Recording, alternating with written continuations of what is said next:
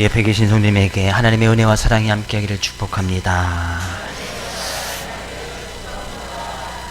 어떤 남편이 이제 TV를 보다가 이제 TV 다큐멘터리를 보고서 그 내용이 너무나 충격적이어서 부엌에서 이제 일을 하고 있는 아내를 큰 소리를 막 불렀습니다. 여보, 태양이 머지않아서 크게 폭발해서 적색 거성이 된다네? 그럼 지구는 전부 불타고 이후에는 다 얼음으로 뒤덮인대. 아내가 깜짝 놀라서 그 얘기를 듣는 거. 언제 그런 일이 일어난대? 50억 년쯤 후에. 했더니 50억 년. 당장 내일도 모르는데 50억 년쯤에 이제 과학적인 뭐 그래요. 뭐 과학적으로는 태양의 수명이 이제 반 정도 다 했다. 그래서 이제 그 50억 년에 하고 50억 년 살았고 앞으로 태양이 이제 50억 년쯤 더 산대요. 물론 맞는지 안 맞는지 잘 모르겠지만 이제 근거를 그렇게 이야기를 합니다.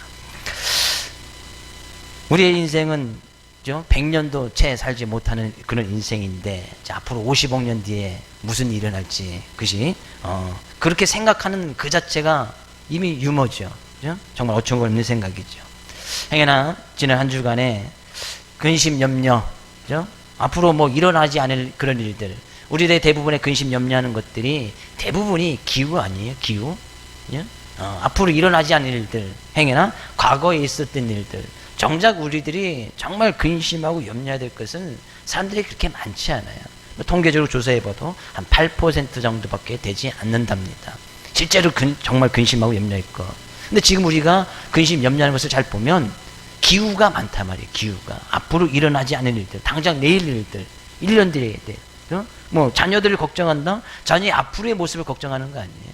네, 그런 근심, 걱정, 염려의 모습으로 이 절에 와 있는다 할지라도 이 시간 주님의 은혜가 함께해 주심으로 말미암아 그 모든 것들이 변하여 기쁨이 되고 감사가 되고 하나님의 사랑으로 뒤덮일 수 있는 귀한 시간 될 수 있기를 주의 이름으로 축복을 드립니다. 하나님께서는 우리를 이 자리로 불러주셨습니다. 왜? 우리의 예배를 받으시기를 기뻐하시는 하나님께서 우리를 이 자리에 불러주셨다는 얘기죠. 분명히 그러면 하나님께서 우리를 부르신 이유가 있어요. 단순히 우리가 예배만 드리기에, 그리고 예배를 드려서 하나님을 기쁘시게 하기에, 물론 이 시간은 뭐 그럴 수도 있겠지만 하나님께서 우리를 이 세상에 태어나서 이 세상에 보내주시고 택하여서 하나님의 자녀 삼아주시고 그 자녀된 삶의 모습을 통해서 하나님께서 원하시는 일들이 있더라는 얘기죠. 그것을 발견하는 것이 비전이고 꿈이고 삶의 목적이라고 이야기를 할 수 있습니다. 예수님께서도 제자들을 양육하고 그들을 가르치실 때에 그들을 택하여서 12명의 제자를 택하여 부르십니다. 그리고 3년이나 그들과 훈련시키면서 그들이 앞으로의 모습 가운데서 어떻게 살아가야 될지 분명한 삶의 목적을 제시해 주셨고 그 삶의 하나님의 선하신 뜻을 그들의 삶의 목적 속에 함께 같이 해서 그들에게 이야기를 하십니다. 그리고 나서 예수님을 만나서 훈련을 받고 나서 그들의 인생이 바뀌어요. 그들의 삶의 모습이 바뀝니다. 그들이 어떻게 살아가는 것이 참된 진리의 삶이고 참된 깨달음을 얻은 삶일까? 참 자유를 누리며 사는 것일까? 그것을 깨달았던 제자들은 그 말씀, 주님이 해주셨던 말씀을 붙들고 그의 인생을 살아나가는 것을 보게 되었습니다. 하나님께서도 우리를 부르신 데는 분명한 이유가 있습니다. 오늘 본 말씀에서도 하나님께서는 우리를 태중에서 엄마 뱃속에서부터 우리를 택하여 불러주셨다고 말씀하고 있어요. 우리는 생각할 수 있죠. 아니 뭐 태중에 뭐 낳기도 전에 하나님께서 어떻게 우리를 택하셨는가? 네, 나의 이름은 어머니 부모님이 지어주셨고 태중에 있을 때도 태명을 지어서 부모님이 나를 그렇게 불러주셨는데 보통 요즘은 이제 아이를 임신할 때도 태명이라는 걸 짓잖아요. 태명을 짓고 태어나면 그 태명을 그대로 사용하시는 사람도 있고 대부분 이제 또 이름을 달리 짓는 경우도 있잖아요. 저는 태명하고 이름을 그대로 같이 해버렸어요. 그래서 애가 태 있을 때도 그냥 예레미라고 불렀고 이름 나서도 그냥 예레미라고 이렇게 이름을 지었어요. 근데 보통 이제 태명을 짓 때는 좀 이제 좀 나쁘게 좀 이제 나쁘다는 것보다도 좀 이게 사람들 쉽게 불려지지 않는 그런 이름을 지어야 이 아이가 태어나서 더 행복하고 복된 모습으로 살아갈 수 있다고 해서 좀 이렇게 엉뚱하게 짓는 경우들도 종종 있지요. 아니, 우리의 태명과 이름을 부모님이 주셨는데 어떻게 하나님께서 우리를 태중에서 택하여서 우리를 불러주셨는가? 그 하나님은 천지를 지으신 분이고, 그 하나님은 인간을 창조하신 분이고, 그 하나님은 우리의 삶의 모든 부분을 주관하고 다스리시는 분이십니다. 믿으십니까? 그런 의미에서 하나님께서는 이미 우리가 어머니 뱃속에 있을 때부터, 아니 에베소서에 가서 보면 창세 전에 그리스도 안에서 우리를 택하사, 그리스도 안에서 우리를 택하사 우리로 사랑 안에서 그 앞에 거룩하게 하시고 흠이 없게 하시려고 자기의 아들, 하나님의 아들, 하나님의 자녀로 삼아 주셨다라고 이야기를 하고 있습니다. 그럼 우리가 이 세상에 태어나서 이 세상의 삶의 모습을 살아간다는 것은 하나님의 선하신 계획이 벌써 우리의 삶의 모습을 통해서 지금 이루어져 나가고 있다는 거예요. 우리가 자녀가 되었다는 것, 우리가 이 세상에서 삶을 살아간다는 것은 하나님의 선하신 계획이 없이는 그것이 이루어질 수 없다는 거예요. 이사야를 지었던 이 이사야 선지자도 말씀하고 있는 거, 지금 이스라엘 백성들에게 이야기하고 있는데, 너희들이 이 세상에서 삶을 살아가는 것은 하나님께서 벌써 그 이전에, 엄마 뱃속부터 이전에, 창세전에 우리를 택하여서 하나님의 백성 삼아주신 하나님의 놀라운 계획과 뜻이 있기에 우리가 살아갈 수 있음을 고백하는 거예요. 그래서요, 하나님께서 하나님의 자녀들을 부르실 때는 항상 그들에게 부르시면서 그에게 귀한 말씀들을 주십니다. 우리가 보통 믿음의 조상이라고 하는 아브라함, 또 우리도 믿음의 선주라고도 이렇게 이야기를 하지요. 하나님께서 그를 부르시고 그를 통해서 큰 민족을 이루고 그를 통해서 복을 주고 그 이름을 창대하게 하고 복의 근원이 될 것이다 라고 아브라함을 불러주십니다. 근데 이 아브라함을 그렇게 불러주시고 그에게 놀라운 복을 허락하셨던 것은 아브라함 그 사람에게만 주신 것이 아니에요. 아브라함이 믿음의 조상으로 믿고 그 하나님을 믿고 나가는 그의 자녀들에게, 아브라함의 자손들에게, 영적인 아브라함의 자손들에게 이 말씀이 동일하게 이루어져 나간다는 것이죠. 그러면 그런 영적인 하나님의 자녀, 아브라함의 자손된 우리들도 동일하게 우리를 통해서 하나님께서 복을 주시기를 원하고, 하나님께서 우리의 이름을 창대하기를 원하고, 우리를 통해서 복의 근원이 되기를 주님께서는 원하신다는 얘기예요. 하나님께서는 그런 우리를 오늘 본 말씀에도 이야기를 하고 있습니다. 5절 말씀에 이제 여호와께서 말씀하시나니 그는 태에서부터 나를 그의 종으로 지으신 이시요 야곱을 그에게로 돌아오게 하시는 이시니 이스라엘이 그에게로 모이는도다. 그러므로 내가 여호와 보시기에 영화롭게 되었으며 나의 하나님은 나의 힘이 되셨도다. 그런 하나님 보시기에 우리는 이미 영화롭게 되었다. 이제 영화롭게 된다는 것은 하나님의 영광이 우리의 삶의 모습을 통해서 나타내어짐으로 말미암아 최고의, 그러니까 우리가 받을 수 있는 최고의 영광 자리에 오르는 것이 바로 이 영화거든요. 근데 우리를 이미 그렇게 영화롭게 만들어 주셨다는 거예요. 결국 우리가 하나님을 믿고 하나님의 자녀로 살아간다는 것은 하나님 보시기에 이미 우리는 최고의 영화로움, 최고의 영광을 누리면서 살아가는 그런 단계에 이르렀다는 얘기죠. 내가 이 세상에서 그런 하나님을 믿고 하나님의 자녀로 살아가는 것, 최고의 영광을 누리면서 살아가는 것이다. 믿으시는 분 아멘. 그래서 하나님께서는 우리를 택하서 하나님의 형상을 덧입게 하시고 자녀로 살게 하게 하시고 우리 부르신 우리를 의롭다 하실 뿐만 아니라 의롭단 우리를 영화롭게 하셨다. 바오사대의 고백 가운데도 나타나는 거예요.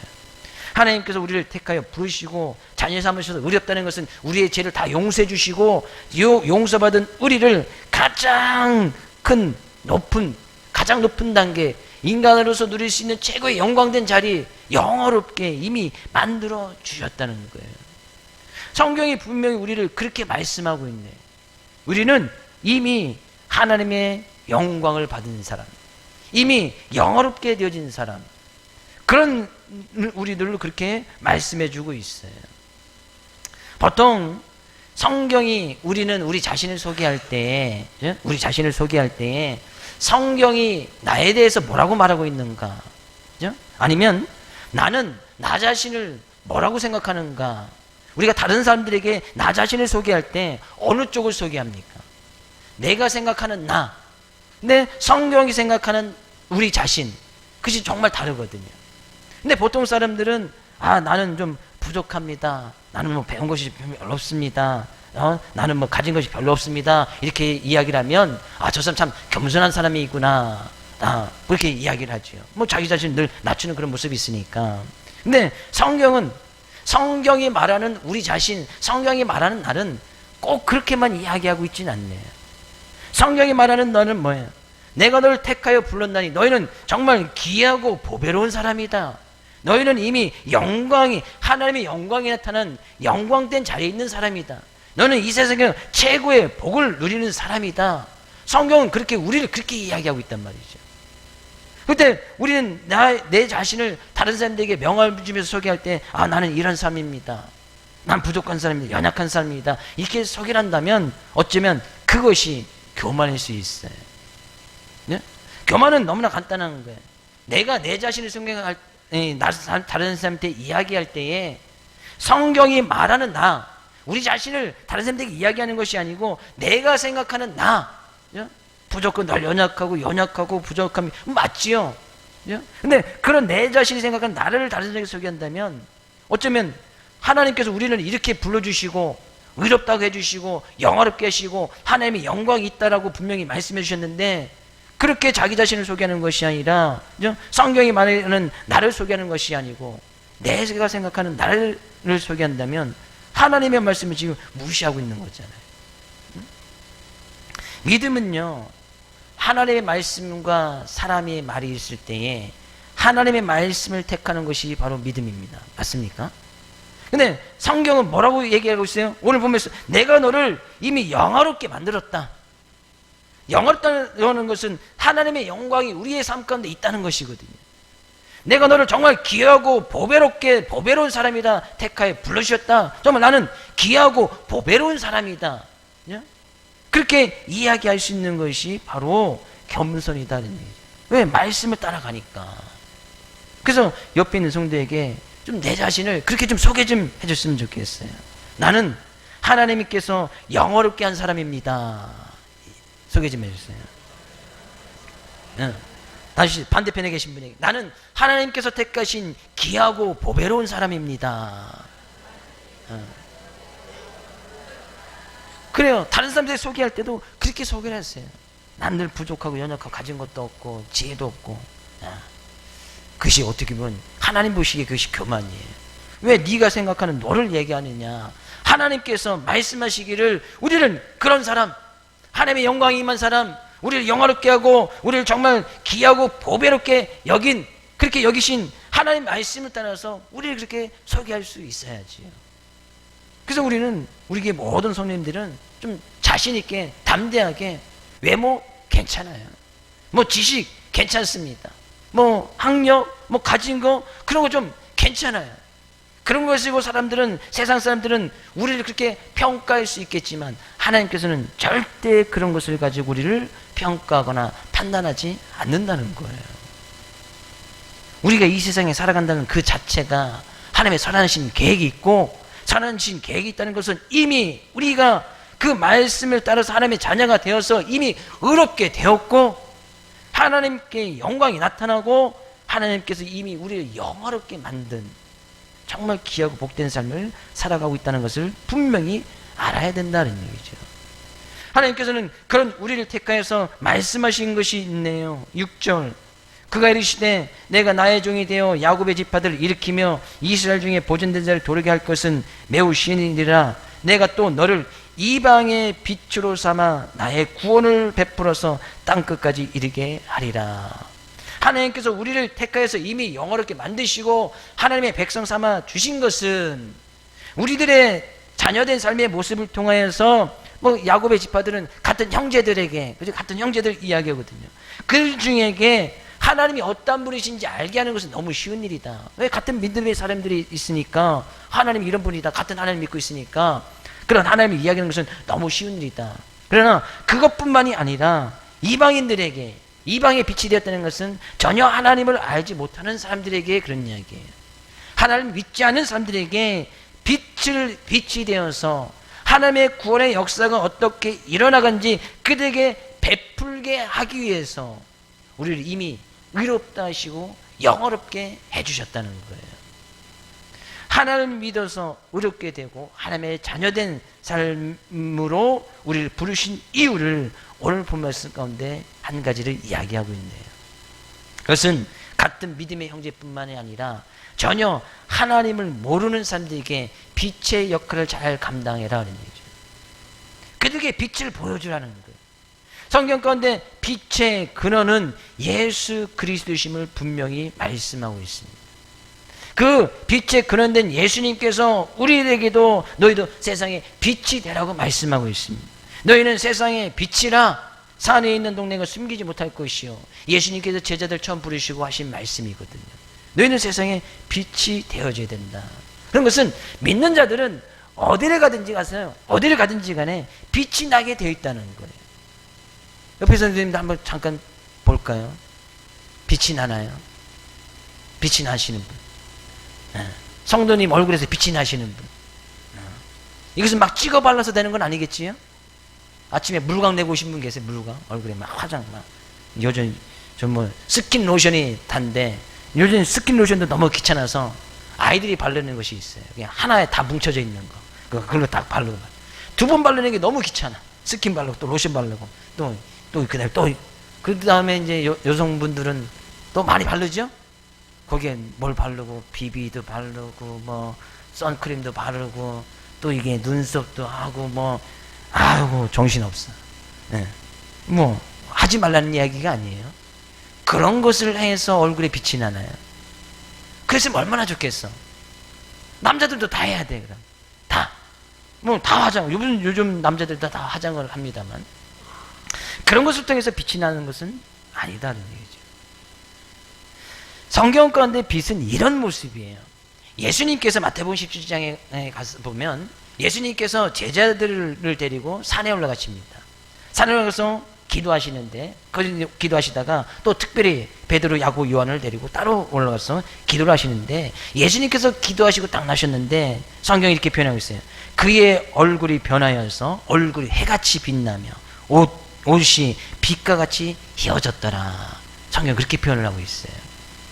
이것은 실제적으로 예수님께서 얼굴에서 막 그냥 이 전기불이 나서 막 광이 났다거나 옷이 뭐 예수님이 옷 입던 또 제자들이 입던 것과 똑같았는데 그죠? 그래서 막 이 발광체가 되어서 순간에 변해서 거기서 막 빛이 났다는 그런 의미가 아니에요. 예수님에서 풍겨지는 그 이미지가 기도하고 딱 나타났는데 거기서 풍겨진 의미가 산에 올라가기 전과 기도하고 내려올 때 그 모습이 전혀 달랐다는 얘기죠. 이와 비슷한 얘기가 출애굽기 끝에도 있어요. 이 하나님께서 모세를 불러서 하나님께 이 모세에게 말씀을 주십니다. 10계명의 말씀을 주시고 여러 가지 말씀을 주세요. 그래서 모세가 40일을 금식하면서 그 말씀을 다 받거든요. 10계명의 말씀을 두 덮어를 가지고 산에서 내려올 때에 성경은 그를 이렇게 표현하고 있어요. 그가 산에서 내려올 때에 얼굴 피부에 광채가 나나 그는 깨닫지 못하였더라. 그의 얼굴 피부에 광채가 났다는 거예요. 뭐 40일 금식하면서 하나님께 기도했던 사람이 무슨 광채가 나겠어요. 40일 금식하면 뭐 얼굴도 홀쭉해졌을 것이고 더 초췌해졌을 텐데 거기에 광채가 났다. 뭔가 다른 풍겨지는 의미가 달랐다는 것이거든요. 근데 예수님께서 제자들을 너희는 세상의 빛이다 이야기하는 것은 그들 삶의 모습을 통해서 풍겨지는 어떤 이미지라든지 삶의 모습이 전혀 세상 사람들과 다른 그런 모습이 되어져야 된다는 거예요. 이것이 바로 빛이에요. 빛. 근데 믿는 사람들은 어딜 가든지 이 빛이 나게 되어져 있어요. 내가 믿든지 안 믿든지 간에 내가 예수님 믿는 그 순간부터 우리는 세상 사람들과 좀 다른 길을 걷게 되어지거든요. 근데 그 다른 길을 걸어가는 그 자체가 바로 빛이에요. 이 빛은 다른 곳에 가서 보면 하나님의 영광이라고도 이야기를 해요. 근데 하나님의 영광이라는 것은 그런 빛된 모습으로 살아갈 때 그 속에서 그 사람의 모습 속에서 하나님이 어떤 분이신지 알게 되어진다는 거예요. 그 사람을 통해서 하나님은 이런 분이구나. 아, 하나님은 이런 분이시구나. 하나님의 성품이 발견되어지고 하나님의 어떤 인격이 발견되어지는 것이 바로 빛이다 그런 얘기죠. 하나님께서 이스라엘 백성 하나님의 자녀를 택하여서 불러주신 것이 너희들은 이방의 빛이 되어서 하나님의 구원이 어떻게 이루는지 그들에게 밝히 보여주라. 그들에게 빛을 베풀어주라. 참된 빛의 모습으로 살아가라 라고 말씀하고 있다는 거예요. 우리는 분명히 이 빛이 나야 됩니다. 하나님의 영광이 나타나야 되는 거예요. 왜? 하나님께서 우리를 이미 영원하게 만드셨기 때문에 영원하게 우리들은 바로 이런 하나님의 영광이 나타나야 되는 거예요. 그것이 바로 빛이라는 얘기죠. 다시 한번 옆에 있는 성도를 한번 쳐다볼까요? 하나님의 영광이 보이십니까? 빛이 비춰지십니까? 저에게도 빛이 비춰지나요? 이 조명빨 말고. 이 조명빨 때문에 항상 눈이 부신데, 이 조명빨 말고요. 딱 그 사람을 봤을 때 하나님의 영광, 저 성도님을 보니까 하나님이 어떤 분인지 알겠다. 우리가 눈에 보이지 않는 그 하나님 믿고 나갈 때 다른 사람들이 그 하나님을 믿으십시오, 그 예수님 믿으십시오 이야기하는 데에 뭘로 어떻게 보여줄 거예요. 네, 하나님께서는 바로 우리들을 통해서 그 하나님이 어떤 하나님이신지, 그 예수가 어떤 분이신지 그 예수를 나타내고 하나님을 나타내기를 원하신다는 거예요. 하나님 우리 이름이 그렇게 만들어 놓으셨어요. 우리를 영화롭게 만들어 놓으셨어요. 주의 이름으로 축복을 드립니다. 어디를 가든지 이 빛이 나타나고 하나님의 영광이 나타나고 하나님을 밝히 보여 하나님의 성품을 증거하며 나갈 수 있는 귀한 여러분 될 수 있기를 주의 이름으로 축복을 드립니다. 그러면서 우리를 하나님께서 어떻게 하시겠다고 말씀하고 있어요. 8절 말씀 가서 볼까요? 8절 말씀, 10절 말씀입니다. 10절. 그들이 줄이거나 목마르지 아니할 것이며 더위와 볕이 그들을 상하지 아니하리니 이는 그들을 긍휼히 여기는 이가 그들을 이끌되 샘물 근원으로 인도할 것임이라.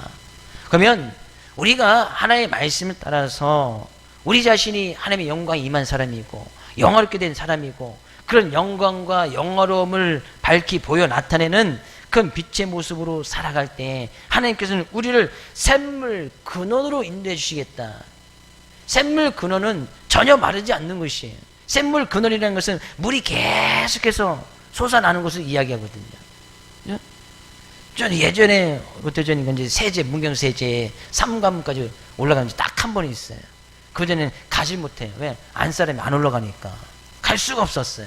근데 어떤 이제, 목회자 몇 분들이 오셔서 세제를 가신다고. 그래서 제가 이제 이 인도차 한번 3관문까지 딱 한 번 갔다 왔어요. 딱 한 번 갔다 왔는데 3관문 바로 밑에 가니까 문경 초점이라는 곳이 있더라고요. 낙동강 발원지에서 이렇게 비석이 세워져 있는 돌이 이렇게 딱 되어져 있는 거 혹시 보셨나요? 거긴 낙동강 발원지라고 써 있다고요. 실제적으로 이제 낙동강 발원지는 태백에 있는 황지 연못이 발원지라고 보통 이렇게 그렇게 소개를 하고 있습니다. 근데 낙동강이 이게 흘러가는 지류가 뭐 한 곳만 있는 곳이 아니니까 이제 문경 세제 관문에서 이게 문경 초점이라고 해서 낙동강 발원지라고 이렇게 기록을 하고 있더라고요. 근데 그것은 아무리 가뭄이 들어도 마르지 않습니다. 그럼 발원지가 될 수가 없는 거예요. 가뭄이 몇 개월이, 우리가 뭐 가뭄 몇 개월씩 드는 것은 없지만 뭐 2달, 3달 동안 비가 오지 않아도 그곳은 절대 마르지 않습니다. 태백의 황지연못도 마찬가지예요. 낙동강 발원지의 근본이 됐던 그곳이라고 이야기하는데 거기는 뭐 비가 안 와도 뭐 절대 마르지 않는 곳이 바로 그곳이라고 해요. 그래서 낙동강 발원지라고 삼고 있는 거예요. 샘물 근원이라는 것은 바로 그런 것이거든요. 샘물 근원은 결코 마르지 않는 샘물, 하나님의 놀라운 은혜가 계속해서 우리의 가운데 임하게 해주실 것이다 그런 얘기예요. 샘물 근원으로 인도한다는 것은 우리의 삶 가운데 최고의 은혜를, 최고의 복을 하나님께서 계속해서 빛된 모습으로 살아가는 우리들에게, 하나님의 영광을 나타내며 살아가는 우리들에게 계속해서 은혜를 부어주시겠다는 거예요. 그러면 우리는 그런 은혜를 받은 우리들은 은혜가 끊이지 않겠지요. 왜? 하나님께서 계속 부어주시니까 부어주시는 이유는 너무나 간단한 거예요. 그 부어주시는 것은 그것이 차고 넘쳐서 은혜의 근원지, 복의 근원지, 하나님의 사랑을 베푸신 그 사랑의 근원지가 되도록 계속해서 흘러 넘치도록 해야 되는 것이 우리의 모습이라는 거예요. 그래서 저는 우리 사랑하는 모든 성도의 삶의 모습을 통해서 이런 은혜가 계속 넘쳐나고 다른 사람들에게도 이 샘물의 근원의 역할을 잘 감당해서 이 물을 계속 퍼주고 사랑을 계속 나눠주고 주님께서 받은 은혜를 계속해서 나눠주는 그런 귀한 삶의 모습 될 수 있기를 주님으로 축복을 드립니다. 우리는 퍼주면 퍼줄수록 더 많은 것을 하나님께서 채워주실 것을 말씀하고, 왜? 내가 너를 샘물 근원으로 인도할 것이다. 내가 너를 샘물 근원으로 만들어줄 것이다 라는 얘기예요.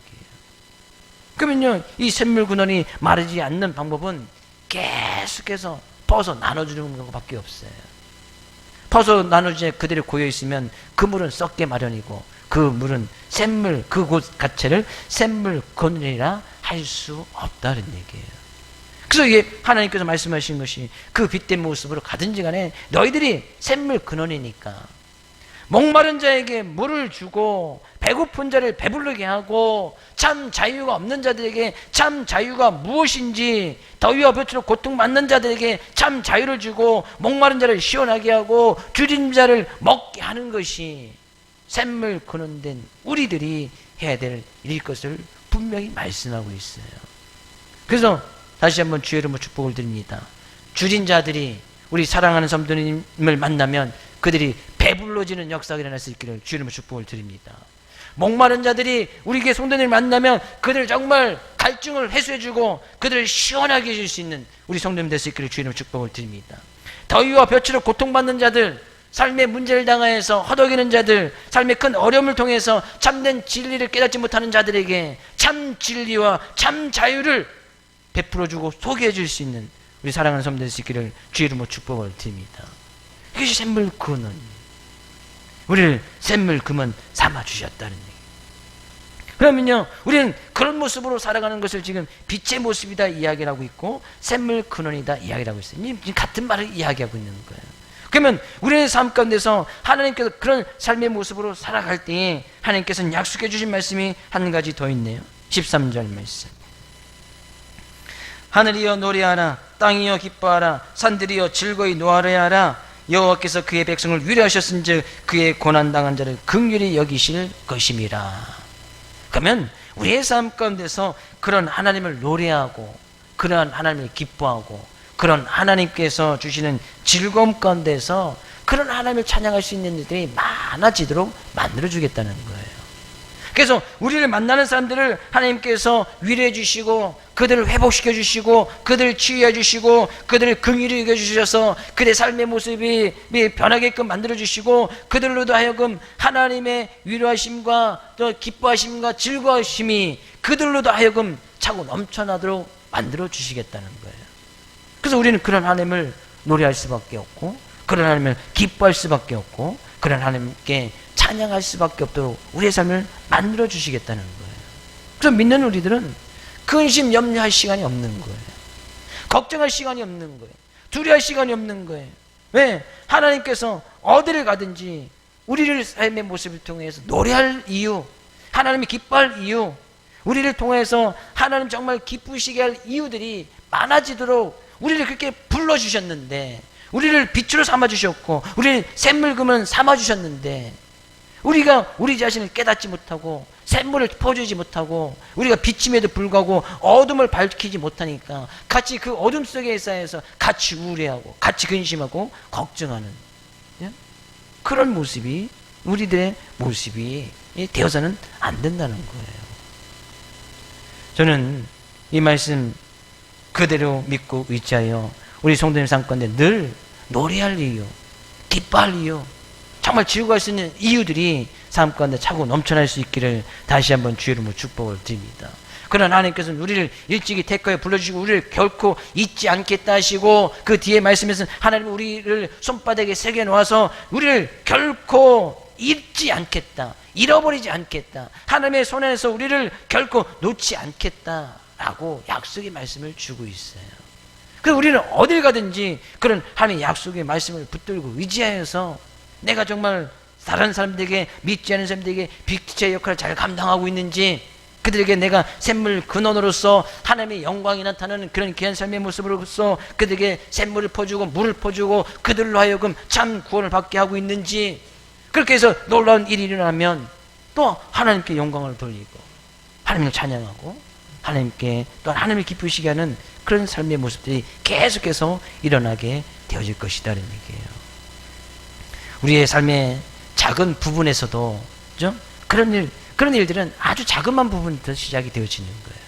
내가 만나는 그 한 사람, 사랑은 나의 가족에서부터, 나의 이웃에부터 그들에게 빛을 보여주고 샘물 근원에서 샘물을 보여줘서 나눠줘서 흘러 넘치도록 할 때에 하나님께서는 계속해서 더 큰 은혜를 부어줄 것이고, 그럼 우리는 더욱더 기뻐하고 더욱더 즐거워할 것이고, 그래서 이 기쁨과 즐거움을 함께 나누고, 그죠? 함께 또 울어주기도 하고 함께 또 웃어주기도 하는 그런 귀한 삶의 모습으로 한 주간도 승리할 수 있고 하나님의 은혜 가운데 푹 젖어들 수 있는 귀한 한 주간 될 수 있기를 다시 한번 주의 이름으로 축복을 드립니다.